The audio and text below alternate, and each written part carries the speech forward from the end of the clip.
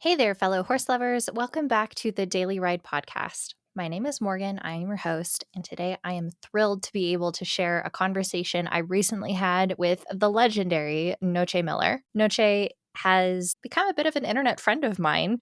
Noche was literally riding before she started walking, meaning she was on a horse while her mother was pregnant with her. Then, after she was born, her mom would put the car seat on the roof of the car, get on her horse, and then go pick Noche up out of the car seat. Her early years were spent playing with horses, and because she had no formal lessons or formal guidance on what she, quote, should or shouldn't be doing with horses, she really had the freedom to develop her own opinions and her own approach to working with them. And in hindsight, she's found that this lack of formal schooling and specific direction has really been the greatest gift in her journey through horsemanship. She leans heavily on positive reinforcement techniques.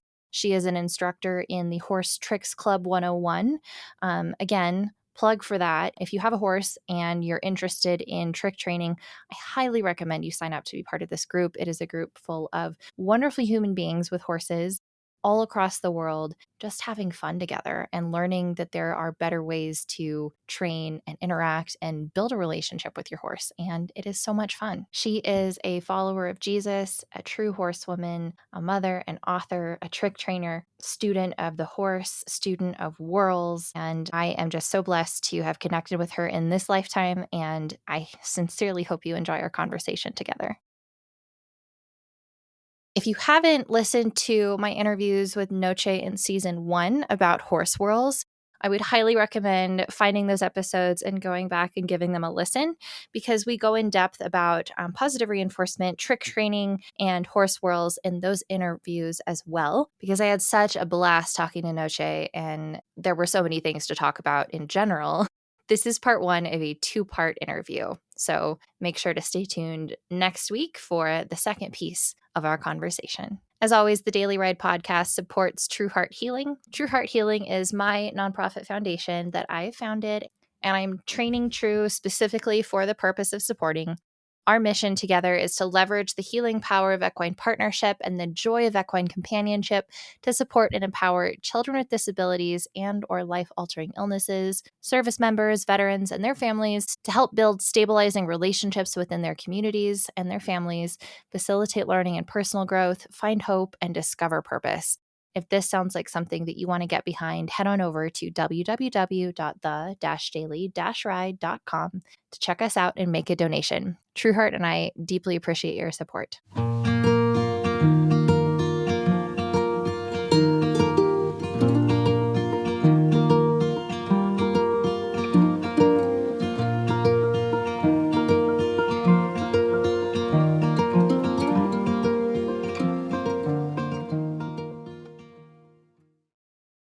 So let's start off by talking about your brand new book, Horse Whorls Across the Body.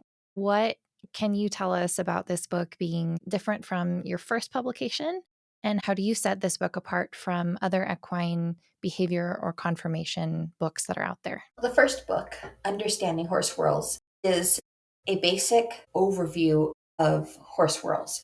It covers whorls on the head and how they affect temperament. It covers head shape and what we can tell from the shape of the head about temperament to supplement what we can see from the whorls. It goes across some whorls on the body. It covers cattle. It covers dogs. It's an overall view. For this last one, I narrowed that view in considerably to just the whorls on the body of the horse and how they affect how the horse moves and acts, reacts, what they're capable of doing or not capable of doing.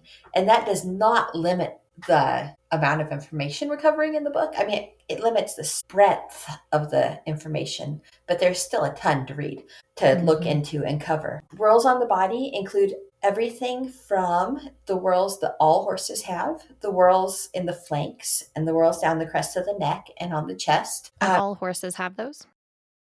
Hopefully. Almost all horses have those. And when they're matched and even and in the normal locations, they just mean a basic normal horse.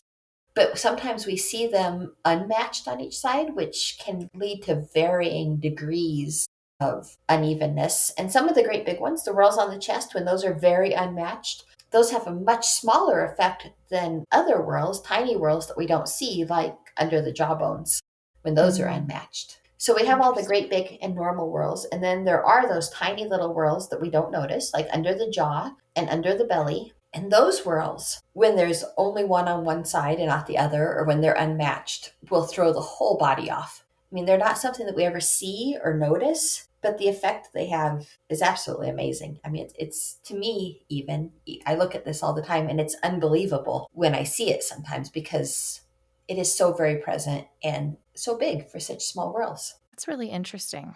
It So you're is. saying even the size of the whirl doesn't necessarily correlate evenly to the size of the impact that whirl will have. Exactly that. Yes. So those are the whorls all horses have because all horses will have the whorls on the crest of the neck, usually under the jaws, under the belly, on the chest, and in the flank. And then we can have random whorls pop up just about anywhere on the body. And those will usually affect whatever body part they're placed over. So my friend had a surprise filly. She's 3 months old now, and she has like, I don't know, it's about an inch long zipper whirl on one butt cheek, but not the other. What can that tell us? Well, that does cause unevenness, but it's one of those. Even though it's going to be big, as she grows, it will grow with her, and it's going to be bigger than an inch by the time she reaches full size. But it's not going to cause lameness, not like some of the other whirls will. So, like a zipper whirl, where the hair grows together to create like a ridge down the middle, that will tighten the muscling underneath it. So tighten the muscling through the fascia because everything is fascia and the fascia wraps around the muscle and it will tighten that muscle, squeeze down tight on that muscle. So a whirl on the back of the hind leg draws the leg backwards. Think of the muscle back there being tightened. So it will hold the leg slightly behind the body, just a little more than the leg without the whirl. But it will also, when the leg reaches forward, it will pull that leg back like a spring. It will add to the power, the push that leg can give the body. Interesting. So yeah, the whichever side it is that has the zipper whirl on the hind quarter will have a stronger push than the hind leg without the whirl. Interesting. So will that maybe be a lead that she would favor because that's a stronger push for her to push off of? Yes, horses will be stronger to the side with the whirl on the hindquarters. Yes, Okay, interesting. And if it were a feather, it would have the opposite effect where that fascia would be looser and it wouldn't be exactly. as strong. Okay. Yes, we don't generally see feather whirls down the back of the hindquarters, Hmm. but we see them across the rest of the body. And yes, they generally loosen, weaken even the muscle and the fascia underneath the feather whirl. It's interesting. So this same friend has well, I think he's 5 now. Very sweet. She calls him her favorite little knothead gelding. He is a side by side high double whirl, if that tells you anything. But he has these really long and tall flank whirls. And sure enough, his hind legs, he swings them out in front or under his belly like he's a warm blood, even though he's shorter than True, my horse. He's still growing, but it's just interesting that he's got such long flank whirls. And those are feathers, the way they splay out, right? Well, they are, but those feathers have a different effect because they're not directly over any muscling. There's fascia and stuff underneath there. That's where the flank whorls lie, is where the hindquarters and the belly come together. And there's no muscle right there that directly connects them. The stomach muscle goes underneath in between the pelvis, and the hindquarter muscling over the hind leg there at the stifle comes over the top. And that's all fascia holding that together. So I don't think that the feathering rule quite applies there. But the very long flank whorls mean that the big skin muscle that lies over the belly and reaches from the shoulder back to that stifle, they attach where the bottom of the flank whorl comes to. So the bottom of the flank whorl comes down to where the name that has completely slipped my mind um, hooks up to the stifle. Yeah, that muscle attaches. So when the flank whorl is higher, when it doesn't come down as low, we have a slightly weaker attachment and generally a more open hip angle. And the hind leg will be carried further out behind and it won't tend to reach as far up under the body. Like a mule. Mules Exactly. tend to have Mules, higher flank whirls. tiny little flank whorls. Uh huh. If a horse had a flank whorl like a mule, I would be very worried about the horse. But in Yeah, mules, it's perfectly normal. And in donkeys, I haven't been able to find a donkey with a flank whorl. at all. Yeah, Interesting. I have seen pictures of horses, I've not met these horses myself, that don't have flank whorls, not at and I've all. wondered what that meant. Well, I've seen it in like yearlings. And actually, I've seen it in one of my horses when it was really, really cold out. The fascia tightens and it raises the hair up to keep the heat in there, like goosebumps. Mhm, mhm. And the flank whorls disappeared completely.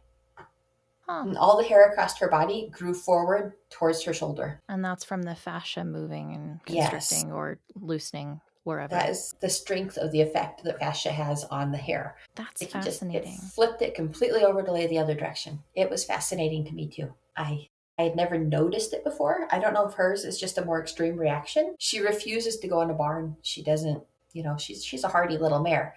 So maybe she has better protection than most horses. I don't know.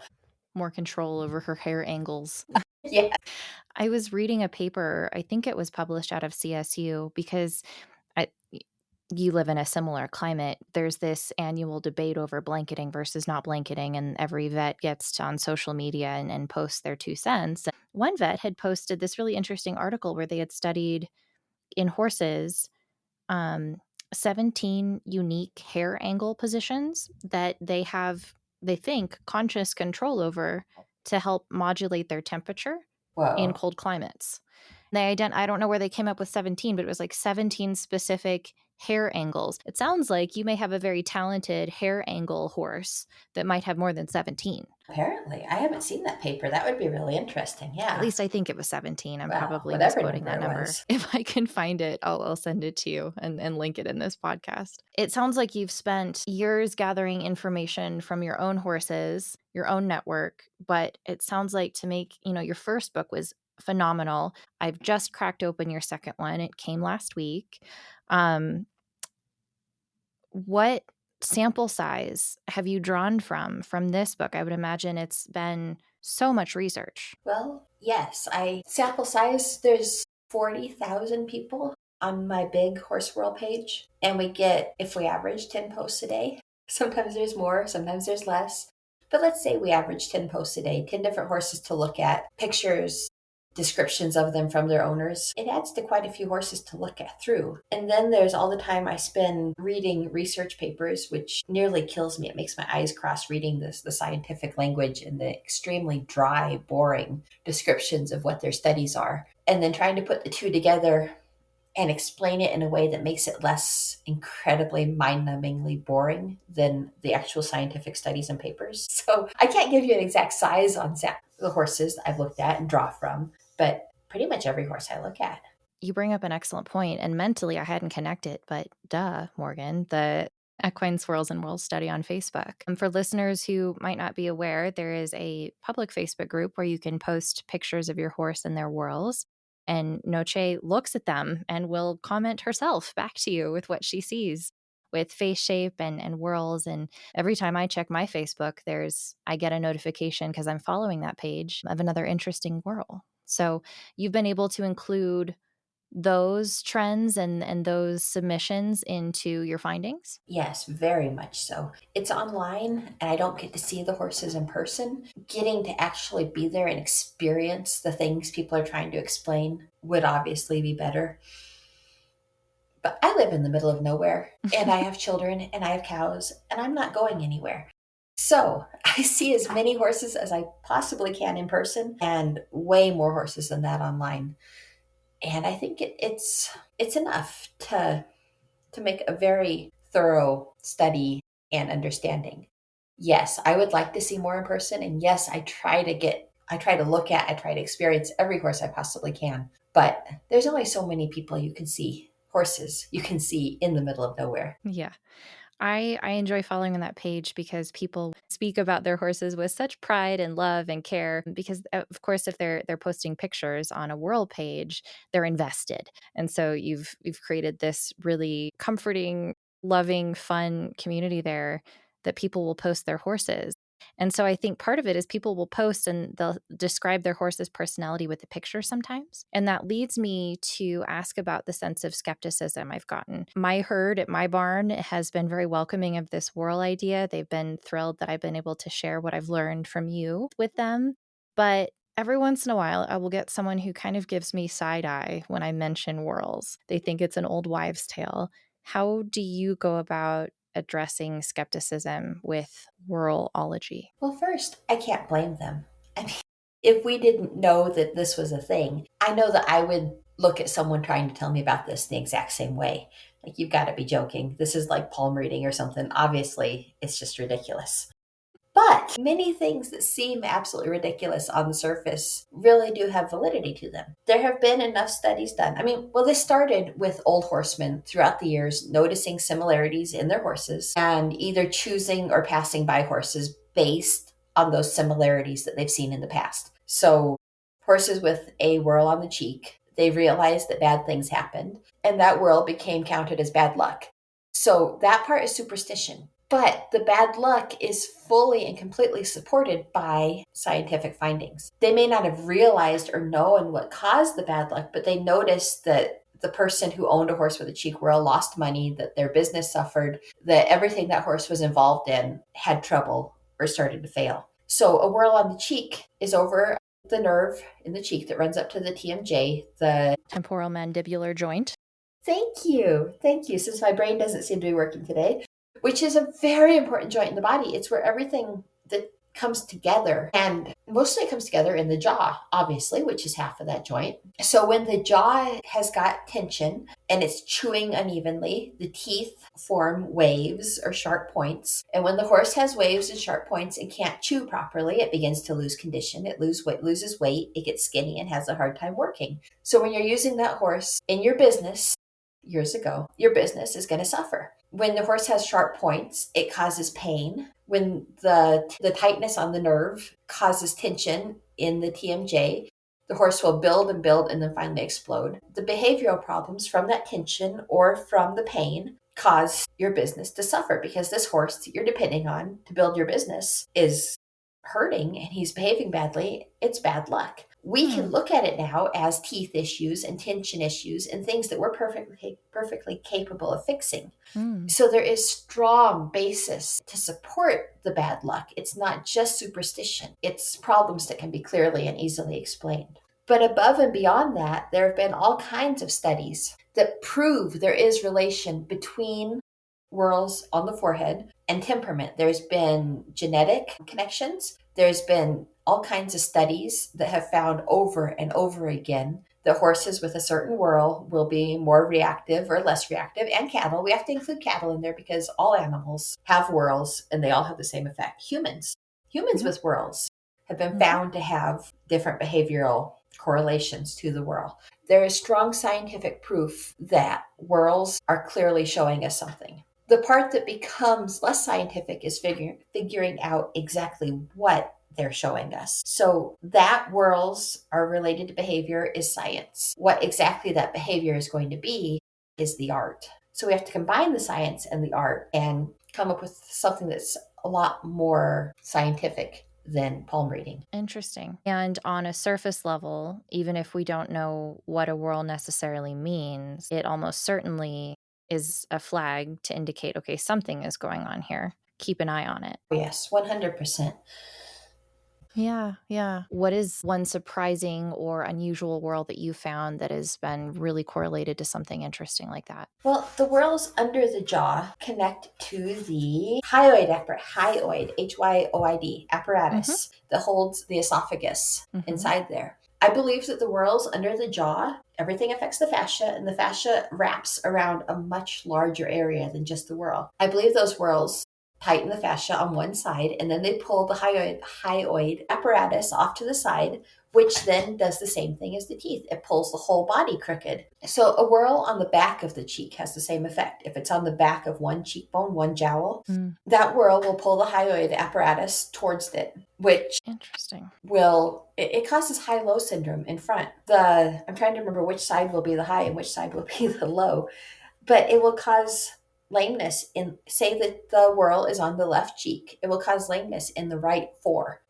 Mm, because it's pulling away from that. Okay. Yes. So that one is just the way it echoes through the whole body. It affects the hindquarters, twists the hindquarters, which affects the weight that's placed on the front leg, and it twists the front legs by one whorl on the back of the cheek. Does that also affect temperament? Asking because that was a strategy that I've had to learn with True. Being such an introvert, she tends to hold her breath.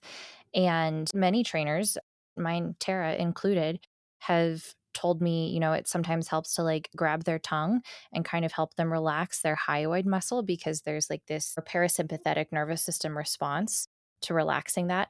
I never grab her tongue, but I stick my finger in her mouth to get her to lick and chew because apparently that helps them release the hyoid. Warwick Yeah. Schiller has talked a lot about this. So I would imagine if the hyoid is being pulled in one direction or the other, they're going to have some kind of nervous system implications as well. Well, everything, temperament is the body is everything. How they feel in the body affects how their mind reacts. So if they feel out of balance, if they feel tense and tight, like they have to hold their breath, it affects their temperament. It affects the way they're going to behave. Like the horse who showed me that flank whorls were important. He would scare himself because the hind end felt unbalanced and it caused him to be afraid and to spook because of that lack of control over the body. Yeah. Very suspicious. Yeah, Need to run away. Interesting. You indeed. see that kind of reaction with horses when they go to fiddle with branches that are on the ground and they pick up a leaf and realize the whole branch is attached and then they freak out because they're not even thinking about just opening their mouth and so they think this branch is chasing them. Yes, mouth clamps down and the exact opposite of opening. Yeah. Yeah. Huh. Okay, but similar thing but with his own body doing it. Yeah. Huh. Yeah, I'd be curious. So that's a tricky one too. That would be sneaky because when you're looking at sales pictures of horses, you don't often get a good look under their jaw. No, you don't. People think you're crazy enough if you ask them to send you pictures of the whorls. And while you're at it, can you stick your camera under their belly and get a picture of the whorls under the belly? Right. Yeah, that is. Whorls are wonderful for buying horses long distance, but they do have the limitation of how crazy their owners think you are. Right, right. Talk So about we need side to make eye. this more mainstream so that whorl pictures, whorl analysis can be as common as a pre-purchase exam. Right.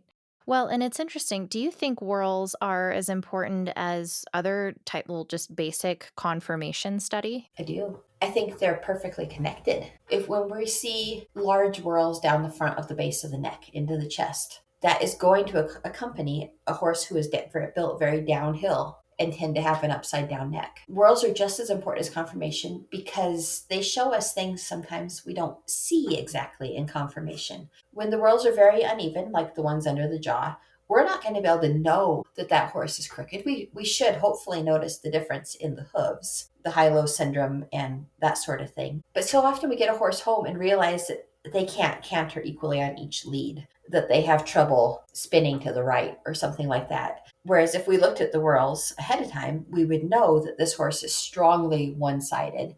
They're going to have trouble with this lead or that lead, and that they're not going to be able to perform in the way that we were hoping they would be able to. Yeah, it's almost like the whorls add a level of, I guess, more dynamic prediction than Yes, just very a much so. confirmation because you're not just looking at build and skeletal structure. You're looking Yeah. at, okay, how is this muscle going to function? And body whorls are more important even than the forehead whorls that show temperament because there are no bad temperaments. All horses will respond good to good training. The good training may be different depending on the temperament, but there is no bad temperament. With body whorls, obviously there are no bad horses, but there are going to be horses who are completely incapable of some of the things that we ask of them. Mm, So if the temperament we can work with and we can still train the horse, the body, there there are are definite limits. limitations. Yeah. Yeah. Yeah. I would not make a very good gymnast. There's no way that I'm going to be able to do the splits. Oh, yes, I'm right there with you. Lucky to be able to reach a stirrup. That's what mounting blocks are for, much less the Exactly. splits. But Functional fitness. and it's unfair to ask us to. It's no different with the horses. Right. They Right. shouldn't be put in a position to do things completely out of their capability any more than we should. Right. When I got your book, I immediately flipped it open and I kind of chuckled to myself because the page that I landed on was one talking about if your horse has two whorls on either side of the pole or right behind the pole within an ear's length of the pole, I think it was. Yes, That will that's a predict a superstition. fast horse. Yes. Okay, so that's just a superstition. That's not studied yet. Well, but like most superstitions, at least when it comes to whorls, I think there's good basis for it. Mm. Because again, the unevenness, if the whorls are further down the neck is more likely to ewe. If in a thoroughbred, especially racing type horses, we're talking racing Mhm. type horses. With the whorl, if it's in the center of the neck more than an ear length back, the neck is more likely to ewe, the horse is more likely to be on the forehand and not Mm. able to run as fast. When the whorls are even and matched and up behind the pole, the neck is straight, the body is even, and the horse is predispositioned to better be able to work off the hindquarters and move their body better. More power. Use the Yes. engine properly. Yes. Interesting. Okay. Well, I chuckled because True has 2 whorls that are right behind her pole, definitely closer than an ear's length. So, That good racing blood. well, she does. She's from Bold Ruler and Truly Truckle and Jet Yes. Smooth. So, quite a few She's supposed sprinters to be fast. in her Yes. papers. Oh, yes. And she loves showing it off. So, I found that interesting. But I told my friend whose gelding has similar whorls behind his ears, and she was like, "Ugh, are you kidding? He doesn't go anywhere fast." Well, yes. Just because someone should have the ability, if the rest of the body matches, doesn't mean that you're guaranteed to. Interesting. Yeah, this is also the gelding with the very, very large flank whorls. So, some Yes. conflicting things going on there, maybe. Plus temperament. He needs a good reason to move fast, and apparently he hasn't found any. I'm right there with him. I You might as agree. well just take it easy. So, have you ever come across? I mean, obviously, I see the implications with horse ownership, shopping, and training and general work. Have you seen a vet apply any of this whorlology? No, not vets. My vet doesn't believe in whorls, unfortunately. I have a lot of friends who are body workers, though, and we talk all the time about what whorl this horse has and what effects they're seeing from it. And that is just fascinating to me. I think I learn more from them than they do from me, but I hope it goes both ways a little bit. Yeah. So body workers and stuff, yes. And there are vets on the page. Every time I go, I'm approving people to comment on the page because I hate bots and scammers, and we're working hard to keep all those people out. So, in order to comment on the world page, you have to be a real person, hopefully. Sometimes they slip by. But when I look through, do a quick glance at who's joining, and sometimes they have vet listed as their job. And I'm always so excited Yeah. that, we have a vet. This gives us credibility. We got one more person in here to either tell me I'm horribly wrong, which I won't believe anyway, or to agree with the theory. Yeah. And keep it in their back pocket if something like that comes up in their practice. I love to Yes. see that too. People who are continuously sponges for new information for these animals. Yes. I have one more whirl question, and it's about this surprise filly. When she was born, her mother was also a baby. Her mother is True's bestie, and she, I think, just turned 2, which is why none of us thought that she was pregnant. We thought she Man, was just fat she just because, had the foal too. yes. Poor girl. Um, I know. And I feel so bad. I said, Breezy, every time I go out there, I've been calling you fat, and I had no idea your back was probably aching and you were probably over it. But yet no one thought to look because she was still a baby herself. She is a stacked double. And when the baby was born, baby had a stacked double. And in the last 3 months, baby's 3 months old now, she is now just a high single center. Have you seen that happen before? Could that be a nourishment thing? What have we witnessed? Well, the foal coat can be very misleading. They have all kinds of waves and curls and stuff going on. That can make it look like there might be a lot more going on than what there actually is as the foal coat sheds out. That would be my guess. We don't generally see whorls disappear. Hmm. So Yeah. it's possible. My guess would be that it's the changes in the foal coat. Okay. Interesting. So it might be worthwhile to, if at all possible, whirls are so exciting. It's hard not to examine and look for them, but wait until she sheds out a little bit more. Yeah, after that first year would probably be the best bet. The first year. Well, you gotta get to a more adult coat. I mean, Yeah. they don't generally start changing, I don't think, until you get a winter coat shed out, I think, Mm, in mm. general. And then we get into baby crushed velvet. So Oh, Babies are just goodness. complicated. What But, is baby crushed velvet? How is that different than crushed velvet? well, it is crushed velvet. It's the same thing. Crushed velvet is when the fascia is tight underneath the hair and it pulls the hair in different directions, just like with the cold. But it can be caused by soreness or growing pains. In this case, at the yearling 2 year old stage, lots of horses develop crushed velvet. We start to see mohawks over the hindquarters, which looks really alarming, but is fairly common. We start to see flank whorls disappearing and hair standing just in all sorts of different and strange directions. But they outgrow it, and generally by 2, their hair coat looks like normal. So Interesting. between the full waves on the forehead, where the hair like goes out in Mm-hmm. these beautiful directions, and everybody Mm-hmm. hopes it stays, but I always have to tell them that as pretty as it is, it's going to be gone within a year. So between that and crushed velvet, baby hair coats are extremely difficult to actually see anything in. Interesting. Okay. Huh. I wonder if her other butt cheek will develop a zipper as well. Because that Well, seems new, but it's possible none of us saw it before. that was, well, it is possible. I don't know. I think it probably just didn't get noticed or was hidden in Yeah. the hair coat. And the fluff. Yep. Yes, all that fluff.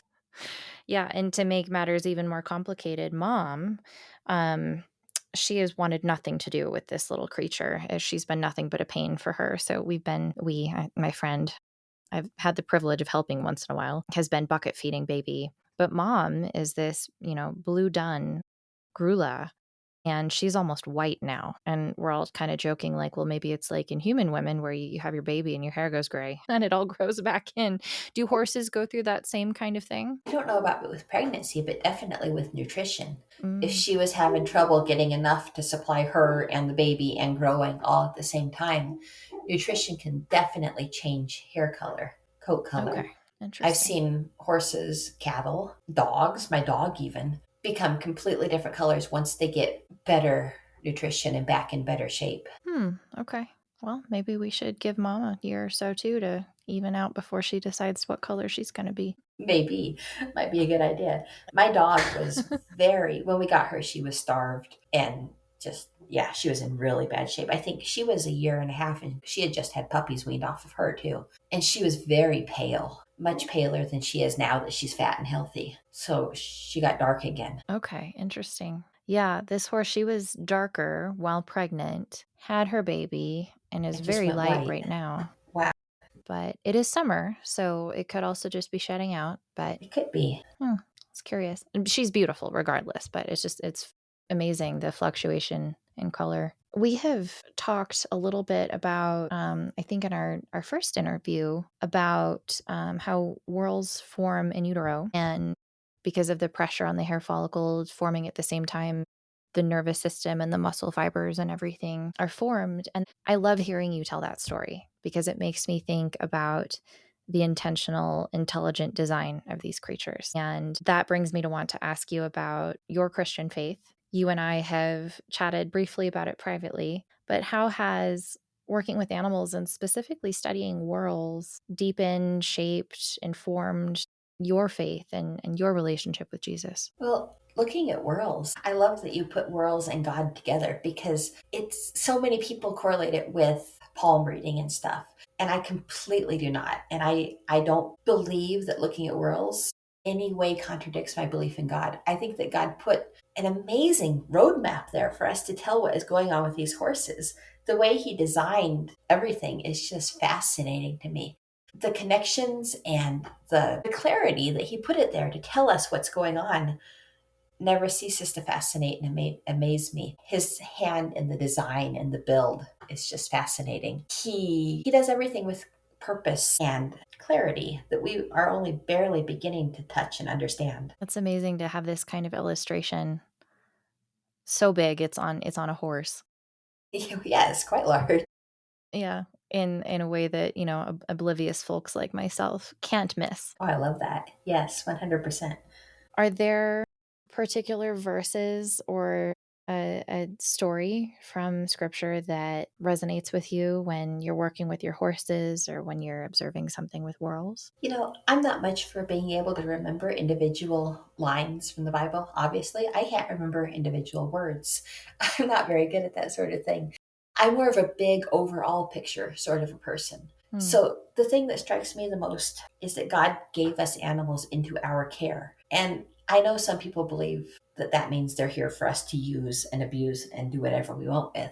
But if we're reading the Bible, everything that he has entrusted into someone's care, he tells us to take care of with love and to cherish it and treat it with compassion and understanding. And he gave us these animals to care for, to do the absolute best we can to make sure that they have the best life possible. We are their caretakers. And I am reminded of that every time. Well, I have cattle, and every time I have to do something horrible, every time a baby is hurt, and the best thing I can do for this poor little baby is to put it out of its misery. And I can think of nothing worse for me to have to do. But as the caretaker, as the one who is responsible for that animal's well being and comfort, it's my job and responsibility to put it out of its misery in the kindest way possible. And it's a huge responsibility we have placed on us, a huge and terrible responsibility that we have to step up to in the best way that we are capable of. Do you find that you lean on your faith in those moments? Oh my goodness, yes. I cry and I sob and I beg God. First of all, I beg God to please let this thing be okay. Please, please let this baby be all right. You can't make babies die. There's nothing worse than the death of a baby. But when he doesn't, I know that God loves these animals. He gave them to us and that they're going to be in a better place too. I fully and completely believe that. So I am just doing my job and sending them back to him. But dang, it's a hard job Oh, sometimes. it's a horrible one. Terrible. But fortunately, that worse for us who are still here than the creature going on to be painless and more comfortable. Yeah. In those moments that it is terrible, do you ever find yourself questioning faith? Like, why would God let this happen to this poor innocent baby that literally was just born 2 minutes ago? No, I don't. I know it's a horrible thing, but this isn't God testing us. God isn't doing this to us, to them. He is there waiting to save us from these things. That is a comforting thought. I don't own cattle, and the humane euthanasia that I've had to experience with pet dogs and things as they grow elderly has fortunately been not very traumatic. Thank goodness. Thank Yeah, goodness for veterinary medicine being able to provide sedation and dignified goodbye, even with a friend's horse who we had to let go of. It was an awful day, but it was good to be able to have that moment of closure. I like that you bring that up because, like you said, it is a responsibility, and as terrible as it is in the moment, it is an act of kindness. it is. It's so much worse to watch them suffer. And the worst Yes. thing we can do is let an animal, well, nature is the worst thing in the world. I mean, Mm, nobody, you see posts sometimes about how in nature mothers take care of their babies and nothing is ever wrong. Those people have obviously never seen nature. To let nature run its course and animals slowly and painfully die mhm. naturally is a terrible and awful thing. As much as I hate having to help animals, any animal, find their end, it's so much better than having to let them, Suffer. yeah, to go slowly on their own. Mhm. I really, really hate that, which is why I'm always thankful that I have the ability to help them be more comfortable. And with that ability to care for them with things like, I don't know, human kiddos that you were Yeah, currently responsible for, dogs, cats, horses, you are one of the people I look to for leadership at the positive reinforcement space, especially with horses. Do you find that that paradigm of positive reinforcement also kind of dovetails with your faith in some ways? well, God is love. That's all there is to it. God is love. Everything in the Bible is love, love, love. So, why, I guess there is correlation between teaching our animals, our children. I apply it to everything. I hope my husband to treat them with love and understanding and try to find a way we can work together for each other's good for the desired outcome instead of yelling and screaming and hitting and fighting. I don't believe that God wants to fight with us. I think he wants to offer us the good, the better way, that we're the ones who caused the trouble. Yeah, he provides us choice. He's given us free will. Yes. So with the children and the horses and the dogs, I like to provide them choice too. You can do this, and I'm not gonna, if you make the wrong choice, I'm still gonna love you. It's still gonna Mhm. be okay. Yeah. But I'd like it if you do it this way. Yeah, and there may be consequences. Yes, there will be consequences. I promise not to hit you or yell at you. Not too much, at least yelling. But sometimes you have to. But we always try to work together and find the greater good. Yeah. Well, and I like that you say that it all comes back to love, because that's the thing with positive reinforcement. You're giving them choice. You're allowing them the option to say no. You're rewarding the heck out of them when they get it right. But even if they tell you, no, I don't want to do this, or they act up, I swear sometimes True's using language that I have no idea where she's picked up. You still love them. It doesn't change anything. And at the basis of all your training and everything, if you're going to get anywhere with your animal, with your horse, it comes back to that relationship and the foundation of, no matter what you do, I'm still going to love you. Yes, definitely that. And sometimes my horses don't want to work with me. They don't want to do whatever it is we're doing. They have other interests. And so I let them go away from me. I'm like, okay, if you don't want to be with me, I want to be with you. I'd like us to do this together. But if you want to be away, you can go away. And I believe that that's the option that God gives us too, that He wants us to love Him. He wants us to be with Him. But when we don't want to, he lets us have that choice of leaving Him. I think without that choice, we wouldn't know how much better it was to be with Him. Without the option of saying no, does saying yes really mean anything? Yeah. And that's interesting, because when I think about all the moments that I've cherished with my horses, it is just the being together that is the greatest gift. I mean, riding is amazing, and training, and you can take it in so many different directions. But when I think about, like, if someone asked me why do I care so much about my horse, or why I take such offense when someone says it's a hobby, it's because, well, is it a hobby, or is it just that I enjoy being together with them? It's our life. Is Yeah, that what right. horses are? We do it because we have no choice. It's everything. And it's exactly the same as faith. The whole purpose of faith is that closeness, that relationship, and it does come back to that. I should have asked in the first place, but do you feel comfortable sharing your personal testimony of your faith as a Christian? I am so not good at that sort of thing. No problem. Was there like an aha moment? No, it's just always been like horses, just always there, always a thing. Hmm. I'm sure I've had moments of doubt, but never walking away. Just a constant in my life. And Yeah. I hope that we do as good a job with our children as my parents did with me, as my husband's parents apparently did with him, to just raise them to know and love God and to just be their life. Yeah. And live it, and live that Yeah, love. Have you experienced a moment with a horse that felt like a God thing? just about every moment. The really good times, especially. But, I think God just gives me the horses that I need, is the main thing. These horses that come into my life when they shouldn't have, when there's no reason why they ended up with me. But He gives them to me, like dogs, especially. I've never gone out and chosen a dog. They just come into my life. They're given to me because they're what I need at the time. When we lost our last dog, well, my last dog, I was walking through the homestead and a ranch I was working on, and I felt something cold on my hand. And I looked down, and the dog had stuck its nose in my hand. I was like, "Hello, are you for me?" And she said yes, and that was it. So, God sent me that dog. So when we lost her after a decade or so, I didn't go looking for a dog. I said, well, okay, God, we're ready. We need another dog now because I can't imagine life without a dog. And just waited. And pretty soon a friend called and said, hey, my husband, he's a sheriff. They picked up these dogs that got dumped outside of town. It was the middle of winter. Ugh. We were looking for a dog, right?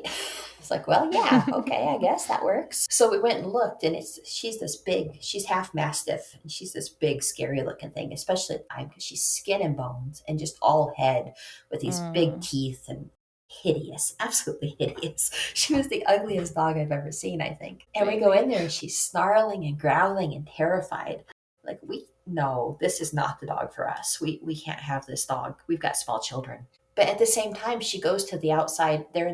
We were in an outdoor kennel at the time, and our kids, because we weren't going to bring them into this pen with these big scary dogs, there were a couple of them in there. And she goes to the chain link fence where the kids were and just like lays against the fence against the children and begged them to pet her, and was so happy to see the children. And we, take a step and she'd snarl and growl. Hmm. And so we took her because she really liked her kids. And we were very, very careful at first. We didn't just bring this big dog home and turn her loose with our little kids. But it soon became apparent that she absolutely loved children and would guard them with her life, and was exactly the dog that we needed, that was just Yeah. given to us at that time when we needed it. Even when you were saying, I don't think this is the right one. Yes, often the thing that we think we want is not anything like the thing that we actually need. Yes. Like Rusty, my horse Rusty, he should not have ended up with me. I volunteered to take him from the rescue when he was found. I don't just go looking for rescue. It just kind of ends up that way sometimes. He should not have ended up with me. I had no relationship with this rescue. I didn't have an application in or anything. And there were tons of people who said they would take him. But in the end, he came to me and I was thrilled until he got here. And I was like, what in the world? This horse is awful. How in the world did I get stuck with him? I'm glad I can send him back to the rescue. But just because I didn't think I wanted him for, some time there at least, it didn't mean he wasn't the horse that I needed. And he taught me so much, and he has led me to pretty much everything in my life that I have going on right now, just him alone. So he was obviously what I needed. He led me to trick training. He was the one who got me hooked up with the Horse Tricks Academy, which is where I work now. And what I absolutely love to do is teaching tricks. Through the Horse Tricks Academy, I ended up writing the first book. And so he's led me to both books. He's the one who just earned a Guinness World Record. So he's the one who led me to that. God gave me this horse because he knew what he had in mind for me, what he had in store. And in order to get to all those things, I needed this absolutely horrible, awful horse who has now become perfect in every way. So, what are some of the lessons that you think God was inviting you to learn from Rusty? Patience and forbearance. Even the worst things can be fixed with love. I tried traditional training, which there's absolutely nothing wrong with, but in Rusty's case, it absolutely did not work. You couldn't force him, you couldn't hit him and make him behave. I had to do it through love and kindness and rewarding him for the things I did want to see. And by doing that, he turned around completely and is now practically perfect. In every way. Yes, he is. Rusty, Mary Poppins. Well, yes, actually. I see some resemblances there now that you mention it.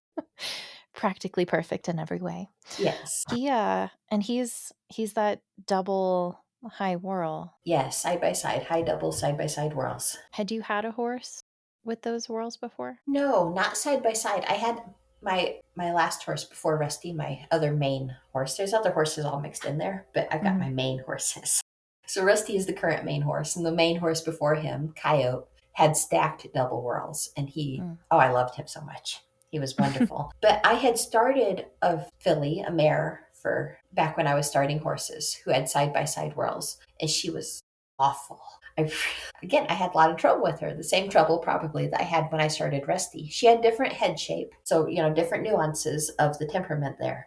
But she was very difficult, very high strung and flighty. And when I noticed his side by side whirls, I was like, oh no, not another one. Oh, no.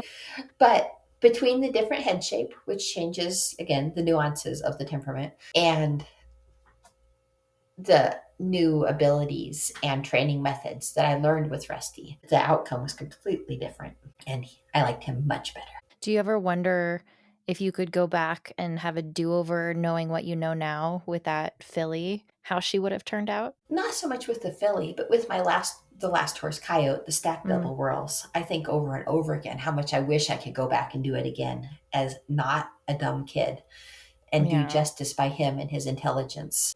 He turned out wonderful as it was, but it would have been much more fair to him if I had been a better trainer and a better rider starting him. But I think I got him when I was 20, 21, and so young, so silly. And it's funny because at the time you're like, I'm 20, I'm grown. Yes. My 13-year-old daughter says that all the time. She's like, well, I'm grown up now. Just wait. Yes. Yes, My indeed. gosh. There's that patience piece again.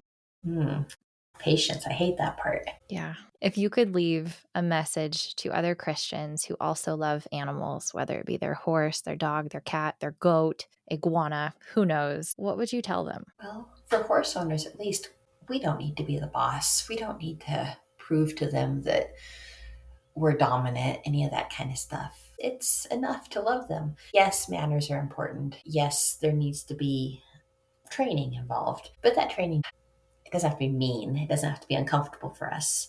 We can be friends and it can be okay. There's ways to get around that whole dominance and forcing them into submission thing. That's not required. It's not necessary. Yeah, it's a lot like faith in that sense. Yes. I hate that kind of faith that is all dominance and respect and fire and brimstone and yeah, I'm not big on rules. Yeah, I think you bring up a good point about authority versus leadership, and our horses need leadership, but that can be kind and based on love. Exactly. You're just making me think about, as a Christian who loves animals, what does that mean to me? How can this be an expression of my faith? So I love that you bring it back to love. Thank you so much for joining us for part 1 of 2 of my interview with Noche Miller.